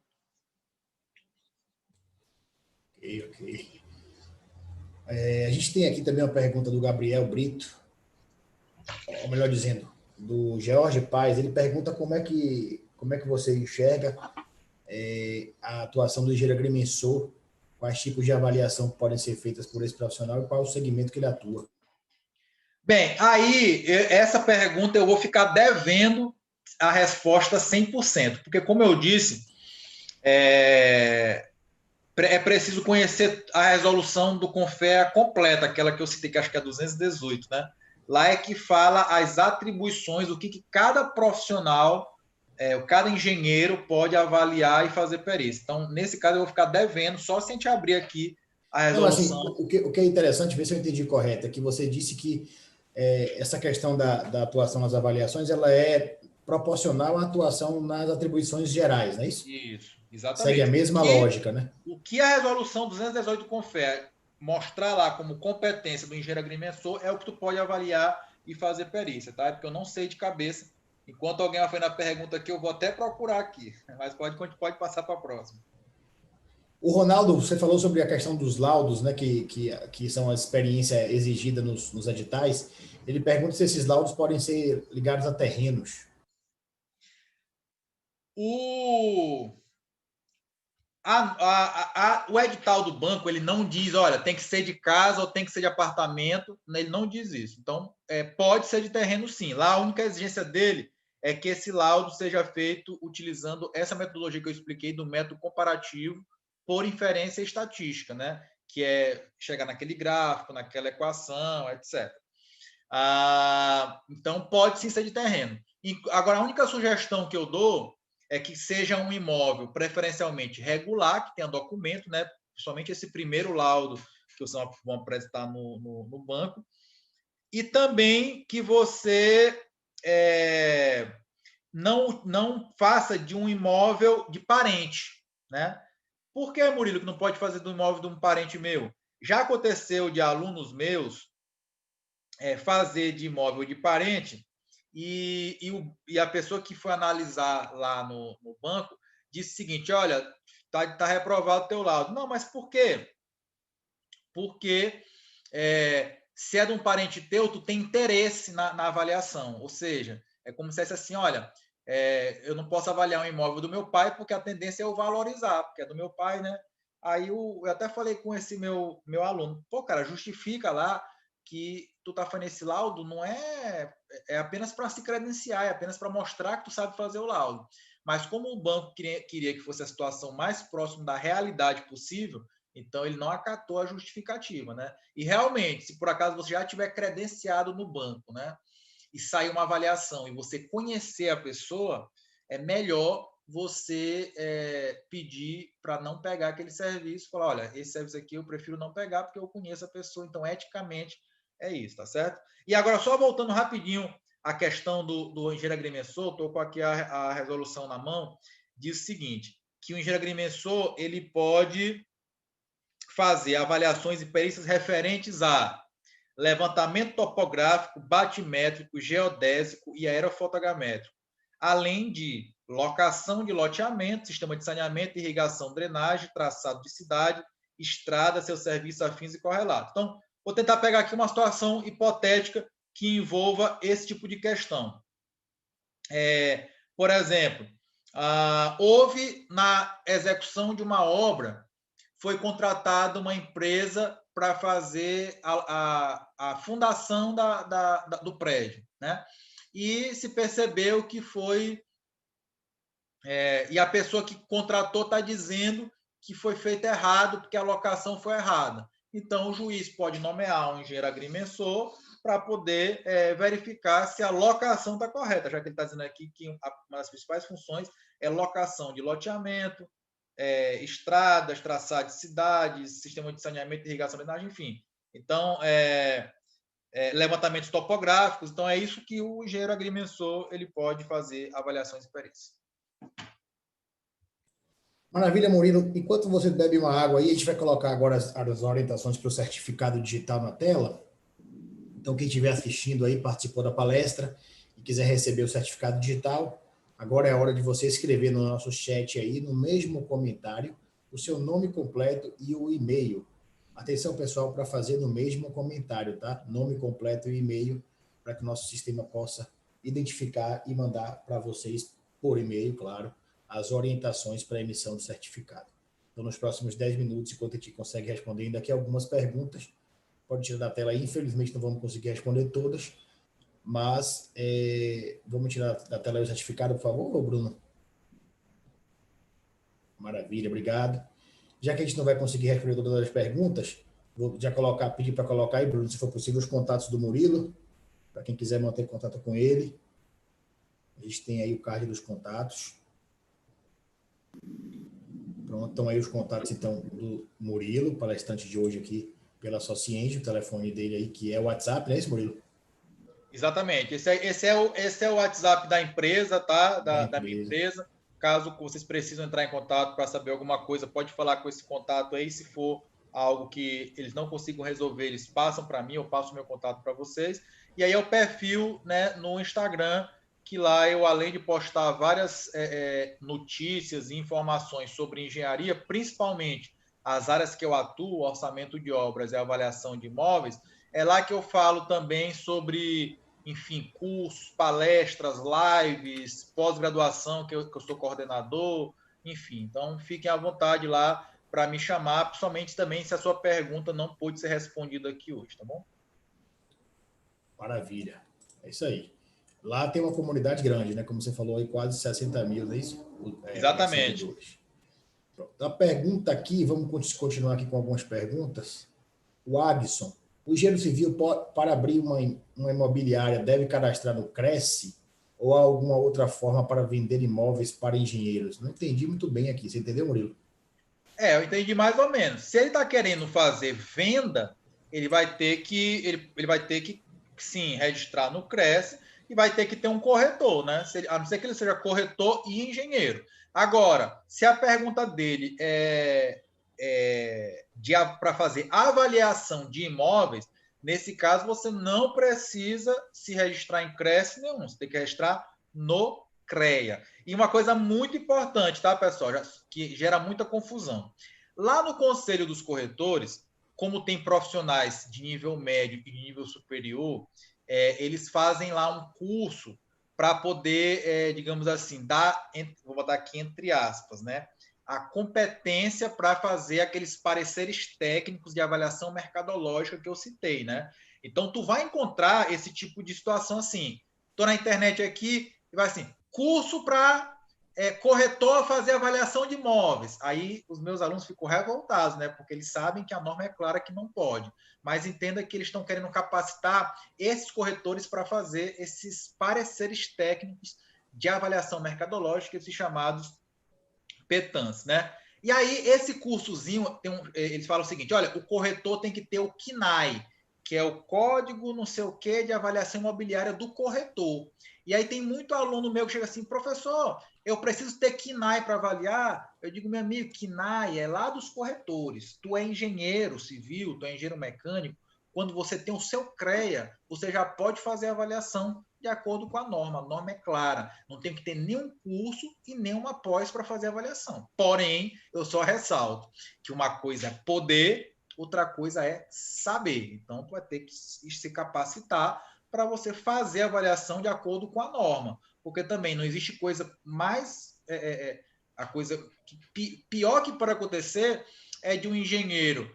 Eu posso fazer a avaliação, então vou me credenciar aqui, por exemplo, no tribunal. Né? Porque no banco ele nem se credencia, porque ele tem que apresentar o laudo de acordo com a norma, então se ele não sabe fazer a avaliação, ele não vai nem ser aprovado lá no banco. Mas no TJ, muitas vezes não tem essa obrigatoriedade. Então eu vou lá como engenheiro, me cadastro lá no tribunal. Aí eu estou lá e tal, aí o juiz me nomeia para fazer uma perícia que envolva avaliação de imóveis. E agora? Que eu posso, mas não sei. E aí eu não posso pegar e fazer qualquer coisa, né? Porque é importante lembrar que quando você está fazendo um serviço técnico, vai ter outra parte para contestar o teu serviço. Aí tu vai passar vergonha e ter que devolver o dinheiro. Por isso a capacitação ela é fundamental para atuar nessa área, visto que a maioria das faculdades não abordam esse assunto, nem superficialmente na maioria dos casos. Bacana essa dica aí. Importante ficar atento a isso aí, porque poder e querer muitas vezes não é saber, né? Mas é possível, como você falou, o caminho é esse. Olha, saudar também aqui os nossos conselheiros, o Agnaldo Gomes, lá do Extremo Sul, parabenizando palestrantes, organizadores, realmente um mercado que carece de profissionais e é pouco explorado, informou ele aqui. Também o nosso conselheiro Arival Cidade, da Câmara de Engenharia Civil, ele que também atua na área, fala que o evolutivo e o involutivo se aproximam do valor de mercado, são métodos indiretos. Perfeito. Comentando aí um pouco do que você falou há pouco, Murilo. Temos mais perguntas aqui, na verdade temos muitas, né? A gente não vai conseguir trazer todas, mas deixa eu tentar fazer um recorte aqui, trazendo temáticas diversificadas. Se contar que pessoas aqui de Salvador, interior do estado, outros de estados, tá, Murilo? A gente conseguiu atingir um público bem bacana aí. A Kiliana França, professor Murilo, verifiquei que para inscrição no AGJ, ou melhor dizendo, no AJG, você reconhece isso? Sim. Foi a dica que eu dei aqui para se cadastrar na perícia federal. Tem que validar a documentação em Brasília e incluir no cadastro a cidade de Brasília, TJF1. É isto mesmo? Pergunta daqui. Não. Depois a dica que eu dou para ela é amanhã ou segunda procurar o telefone da Justiça Federal na tua cidade ou na cidade mais próxima, ligar para lá, que assim, dependendo do estado, tu precisa fazer a apresentação da documentação na Justiça Federal da tua cidade ou do teu estado, e em muitos estados nem é necessário ir lá presencialmente. Vou dar um exemplo aqui, em São Paulo, tu consegue resolver tudo isso por telefone e por e-mail, tá? Então vai depender muito da Justiça Federal do teu estado, da tua cidade. Mas pode ter certeza que não vai prezar em Brasília, não. Ela também pergunta aqui sobre os valores de anuidade para a empresa no CREA, e aí varia de acordo com o capital social da empresa. Então, Kiliana, se seu CREA for o CREA Bahia, você pode mandar um e-mail para atendimento@creaba.org.br e você vai ter as informações de acordo com as suas características, tá? atendimento@creaba.org.br. A Laísa Oliveira pergunta, com relação à comprovação da experiência através dos laudos, esses laudos precisam ser de pessoa jurídica ou pessoa física? E com relação ao valor, pode ser qualquer valor para poder comprovar a experiência? Olha só, na verdade, assim, o laudo ele tem que ser feito pelo profissional. Então, não necessariamente, vamos imaginar o seguinte, eu fiz 2 laudos ano passado, ainda não tinha empresa. Então, eu, Murilo, fiz o laudo, está lá minha assinatura, etc e tal. Então, hoje eu tenho uma empresa. É necessário que eu faça mais 2 laudos, né? Que depois que eu já tenho uma empresa? Não, porque eu estou ali habilitando o profissional. Então, independente se o profissional ele já tinha empresa ou não tinha empresa. E também não importa se a pessoa que me contratou para fazer esses 2 laudos é pessoa física ou pessoa jurídica. Eu só tenho que apresentar um laudo para ser, assim, entre aspas, corrigido pelo setor de engenharia do banco para saber se eu sei fazer o laudo. E qual foi a segunda pergunta mesmo dela? Segunda pergunta, deixa eu voltar aqui. Antes, Murilo, só lembrando o pessoal que continua na dúvida aí, em relação ao certificado, pessoal, deve ser solicitado através do nosso chat, tá? Você coloca o nome completo e o seu e-mail aí no nosso chat. A gente vai fechar daqui a pouquinho as inscrições, tá? Então, nome completo e e-mail aí no nosso chat nos próximos minutos. A pergunta que a gente estava falando agora era da Laísa. Deixa eu encontrar aqui a pergunta da Laísa, que já estava aqui em cima da próxima. Mas ela fala sim em relação a PJ ou PF, porque você explicou, não é isso? E em relação ao valor do laudo, se pode ter qualquer valor para comprovar a experiência. Qualquer valor. O edital ele não tem nenhum tipo de restrição quanto a isso. Então, pode ser um terreno pequeno, um terreno grande, uma casa pequena, uma casa grande, não tem nenhum problema em relação a isso. O problema só é seguir a norma, né, e seguir a metodologia que é exigida no edital. Porque como o edital tem vários tipos de avaliação diferentes para você se credenciar, então algumas atividades vão pedir que você apresente laudos pelo método comparativo, outras que você apresente laudos do método evolutivo, e assim sucessivamente. Então, você tem que só seguir tudo que a norma fala, preconiza sobre a metodologia exigida, né, pelo edital na apresentação do seu laudo. Maravilha. Olha, várias pessoas aqui parabenizando, tá, Murilo? Acho que é importante te registrar isso aí pelo seu trabalho, pela capacidade sua de comunicação. Então, temos aqui o Adriano parabenizando o palestrante, a Graciela dizendo que foi muito esclarecedora a palestra. Saudar também aqui o Zé Alves, a Marta Martins, que também estão participando. Tem uma pergunta aqui do Danilo, que você, de certa forma, já respondeu, mas você pode esclarecer um pouco mais para ele. Ele disse que ele é engenheiro de produção, tem pós-graduação em avaliações e perícia, e pergunta se pode realizar avaliações de imóveis. Se eu aprendi pela palestra, vamos ver sua resposta aí para ver se eu aprendi ou não. Não, foi o que eu falei para ele, foi o que eu falei lá no início. A pós-graduação em avaliações e perícias, ela não lhe dá atribuições para que você exceda as suas competências Da sua preconizadas modalidade, não é isso? na resolução 218. Até porque, como eu falei, né, para eu poder avaliar um prédio, por exemplo, eu preciso entender de fundações, de estrutura de concreto armado, de instalações hidráulicas, elétricas, sanitárias, uma série de coisas que após não chega nesse nível, né, de aprofundamento. Ela vai te ensinar os métodos avaliatórios. Então, você, como engenheiro de produção, como eu falei, você pode avaliar máquinas, equipamentos, processos industriais, nessa pegada. Inclusive, só um detalhe também para esse colega, lá no edital do BNDES, que está aberto, tem algumas atividades que envolvem o engenheiro de produção, tá? Mas são nessa levada aí de equipamentos, se não me engano. Depois é só ir lá no site do BNDES, procurar a parte de licitações, aí vai ter editais de credenciamento, você tem acesso lá a essas informações. Maravilha. Aqui, vamos colocar aí, então aí o card do certificado, pessoal, para a gente poder encerrar as inscrições. A gente recebeu aí as inscrições através do chat. Se alguém teve alguma dificuldade no chat, pode também mandar para a gente um e-mail para o e-mail que nós estamos colocando agora aí no chat, porque acho que hoje no chat aqui teve algum tipo de problema. Então, se você quiser mandar agora, a gente vai estar com o e-mail aberto agora, que é eventos@creaba.org.br, para fecharmos a emissão dos certificados até o fim da palestra, tá bom?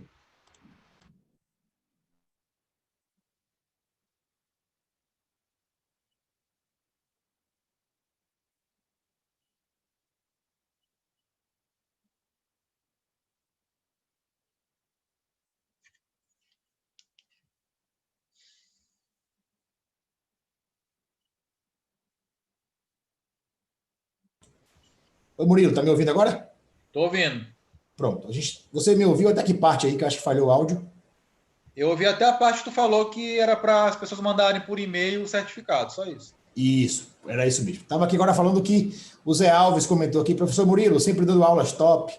O Luziel também parabenizando você, o CREA e a entidade Associende pela realização. O Manuel Silva também parabenizando. A Graciela pedindo novamente seu Instagram. É enge.muriloreis, é isso? enge.jmuriloreis.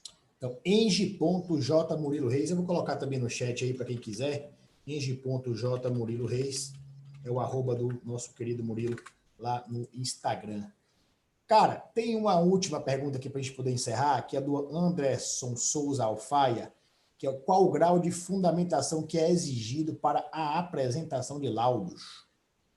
Não, na verdade, isso vai depender, né? Como eu falei, a questão da fundamentação do laudo, ele é muito mais relacionado às condições do mercado. Como eu disse, um município muito pequeno, talvez eu não consiga atingir um grau de fundamentação alto devido a ser um mercado restrito, com poucos imóveis à venda, ou também naquele outro exemplo que eu falei, de um imóvel que esteja fechado.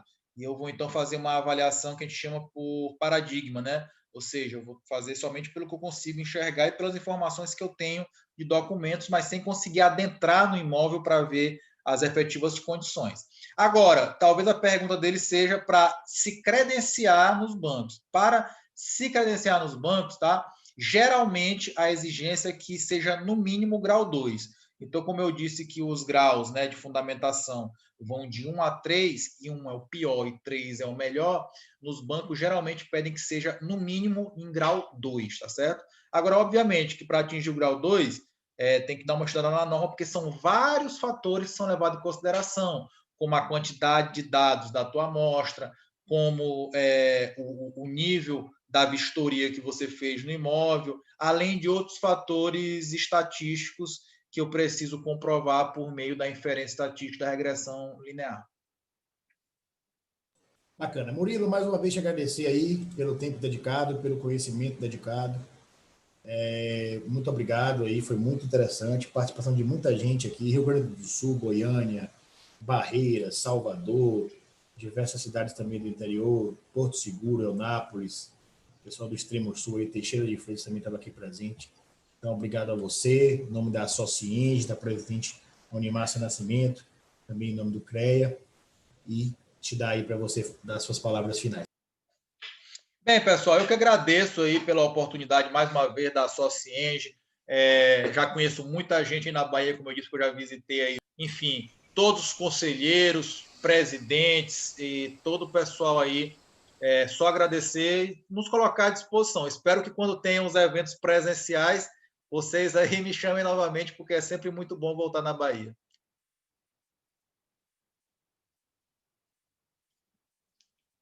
Obrigado, Murilo. Obrigado a todos que participaram aí no chat. A gente vai encerrando por aqui e até a próxima edição do nosso Diálogos que Conectam. Valeu.